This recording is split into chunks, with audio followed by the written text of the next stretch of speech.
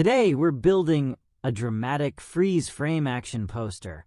Import your athlete, dancer, or actor mid-action. Extract the subject and sharpen it.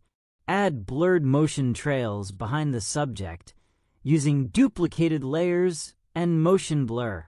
Add dust or debris using particle brushes for impact. Place bold vertical text alongside the figure to guide the eye. Add dramatic shadows and rim lights using gradient maps. Finish with a cool cinematic color grade. The result captures intense movement frozen in time,